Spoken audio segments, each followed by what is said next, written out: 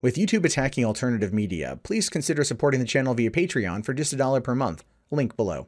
Hey, what's going on, everyone? My name is Matt Jarbo. This is $3 Theater. This is my review, my what I think of Marvel Cinematic Universe's 18th film over the span of just under 10 years, Black Panther.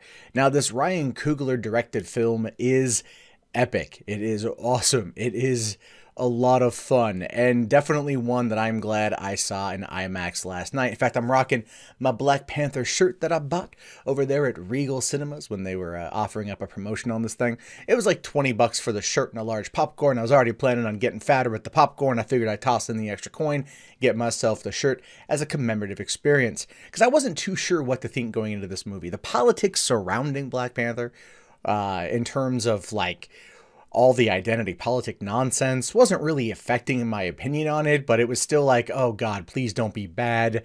Please don't be Ghostbusters. Please don't be The Last Jedi. Actually be a good movie. And it was. It absolutely was. Now, this review will contain spoilers, and I just want that to be clear. I think by that, by now you guys probably know. So the movie itself, like I said, is the 18th film in the MCU so far. Kevin Feige has brought us to this point, but it's a point that ultimately should have happened long ago. This should have been the movie that followed Captain America: Civil War. This should have been what came out in the fall of 2016. This is the immediate aftermath of that, is what it should have been. And I feel that would have been better in order to set us up for Infinity War, giving us Thor Ragnarok as a lead into Infinity War. Or they should have switched Ragnarok and Black Panther around simply because of that. And I understand that the idea there, you want Black Panther to come out during Black History Month. I totally get that. But when you are less than 3 months away from Avengers Infinity War, the movie that's meant to tie it all together to kind of bookend the first 10 years, there should be like hype and leading into it, and there wasn't. That didn't have any impact on the overall film itself. That's just me nitpicking what I like about the MCU. So, you know, T'Challa returns to Wakanda immediately following the events of Civil War. He is then anointed king after fighting against Mbok, who is the leader of one of the other tribes in Wakanda, the gorilla tribe. I don't remember what they're called, but they live off in the mountains and stuff. And then, you know, you have a lot of people that are talking about the nationalism part of Wakanda. Wakanda has hidden itself away for generations and generations in order to keep itself known only as a third world impoverished nation in Africa, and not, of course, the bustling metropolis that it is, as powered by vibranium. But the argument comes throughout the film of whether or not they should remove the barrier. They should expose themselves to the world. I kind of view Wakanda like a take on Atlantis, so to speak. But the idea there is like, do you let in refugees? Do you have an outreach program? You know, and one of the guys says, if you let in refugees, you bring their problems with them, which I thought was a very interesting nationalist take, simply because of where we are in some elements of our own political discourse here, not only in America, but the world at large. And I thought that was an interesting little social commentary part. But ultimately, T'Challa really wants to be king. He wants to please everyone, and he doesn't know what to do. But they kind of get all sidetracked when Ulysses Claw, played by Andy Serkis, who we met in 2015's Age of Ultron, resurfaces after stealing a Wakandan weapon that has vibranium in it.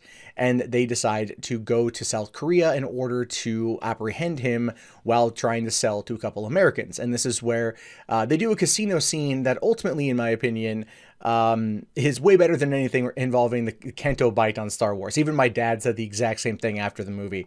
Was like, well, it was a better casino scene than what we saw in Star Wars, right? And I'm all like, yes, this served a purpose. This had consequences that actually mattered. This was a thing worth seeing, because this is when Black Panther ultimately stops being Black Panther, stops being a Marvel movie, and it becomes a full-on James Bond spy film. And I loved it. I loved every second of it. And the reason why is because they meet Martin Freeman, Agent Ross, that we met in Civil War. He comes back in, and he's straight up Felix Leiter, CIA up and everything. He is straight up Felix Leiter. And you've got Q, which is Shuri, you know, having all the new gadgets and stuff. And there's Bond, basically T'Challa, with Lupita Nyong'o and Aoki. or Ayoko, whatever her name is, Michonne from Walking Dead, and it was a great scene, a lot of action. The whole car chase scene through South Korea was fantastic, and then Andy Serkis as Ulysses Claw was great, so much so that people didn't even recognize that it was Andy Serkis in this role. Again, saw it with my dad. My dad was like, Andy Serkis was in this movie. I'm all like, yeah, he was Claw. Like, that was Andy Serkis? I'm all, yeah, that's the whole joke about it being Bilbo and Gollum being the Tolkien white guys in this movie, right? And it's a horrible joke, but I laugh. But I like the scene. I liked how that all played out. Then of course, you've got Eric Killmonger, who comes back to Wakanda. He in fact is T'Challa's cousin, brother, or his uncle's son, who was left in Oakland in 1990s after they discovered that, his uncle was basically trying to, I guess betray them, so to speak, and they sold him out. Or, well, they killed him, right? And because he pulled a gun on the king. And they left the kid there because he was considered lost. He was an outsider. And that, of course, fuels Eric's rage. Eric becomes, joins the military, becomes Black Ops, goes to Afghanistan, Iraq. There's a line that Agent Ross says where he's racked up more kills in a video game, and he marks all the kills on his body with a mark. So it's Michael Jordan really did bring this intensity to the role. They were saying that it was as good as Heath Ledger's The Joker, which I don't agree with, but he was up there in terms of Marvel villains. Marvel villains in their portrayal, yeah, no, he's good. Him, I would argue he is up there right now at the top, immediately underneath Loki. Like, I wish they wouldn't have killed him off at the end, because I think he would have been a good villain to bring back again.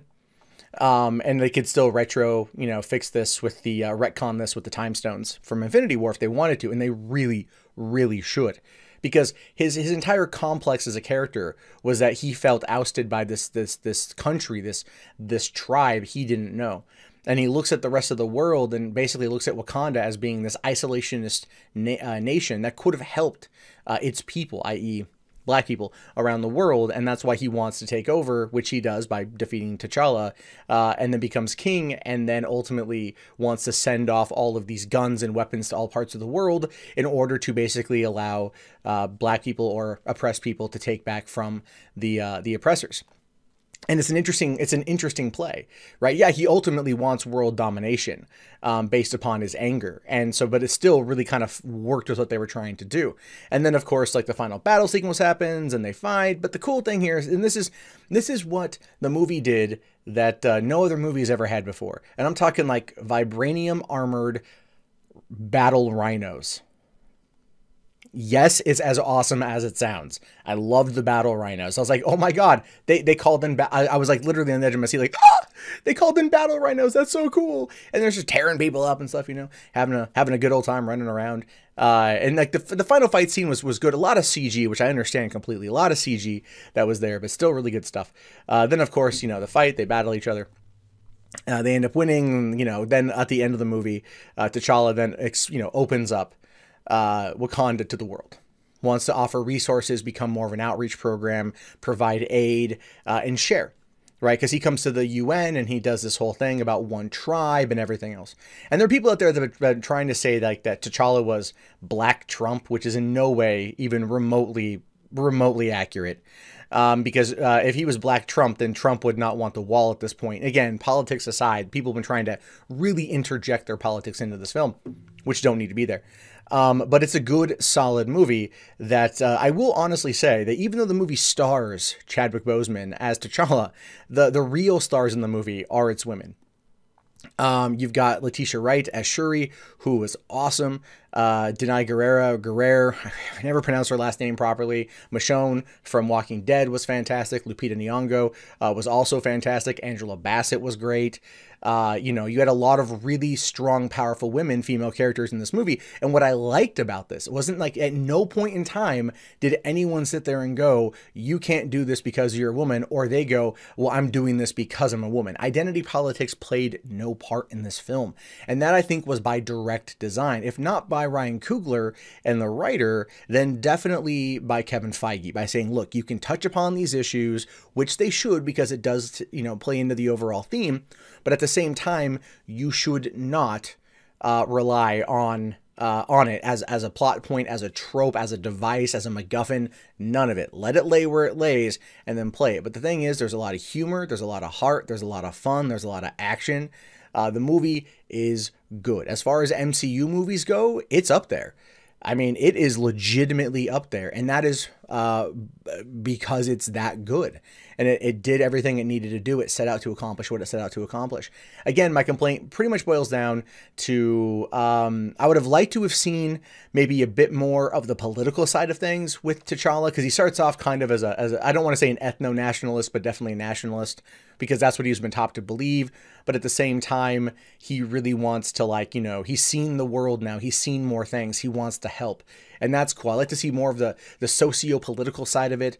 That's one of the things I really enjoyed about Captain America Winter Soldier, is that it felt like it was a political thriller wrapped in a superhero movie vest. This one tried to touch on the politics, but it was more of like almost like a spy film at times. It kind of like jumped around a little bit.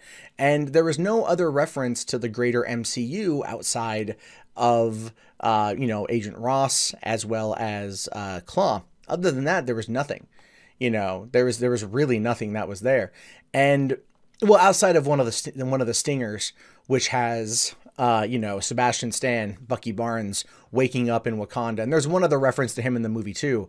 But ultimately, no, there's nothing. There's no reference to Tony Stark. There's no reference to Captain America. There's no reference to the events of Civil War with what happened and the people involved in that. Nothing. And I get it. I get why they want to make it its own isolated film. But like I said in the beginning of this is a movie that should have been released in 2016, immediately following Captain America Civil War. It should not have been waited until now. I think having it released as the film leading into Avengers Infinity War is not a good idea, especially because there is no connection to it.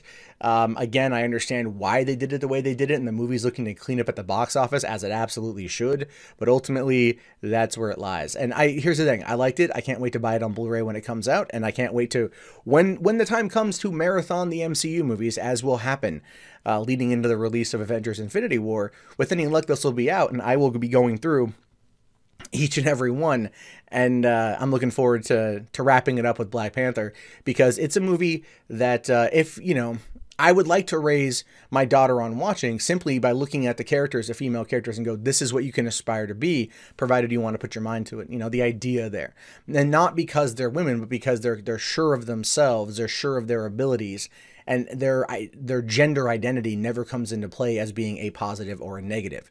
And I think that is the best way to approach anything, which is why I like to show her that, as well as show her other movies in the MCU, to go, look, you can be whatever you want. If you want to be a hero, be a hero, but here are some good examples if you want someone who is like you on that particular side of things. Anyway, what do you guys think about the movie? Let me know in the comments below. My name is, of course, Matt Jarbo. This has been $3 Theater. I'll talk to you guys later. Have yourself a great day, and peace out.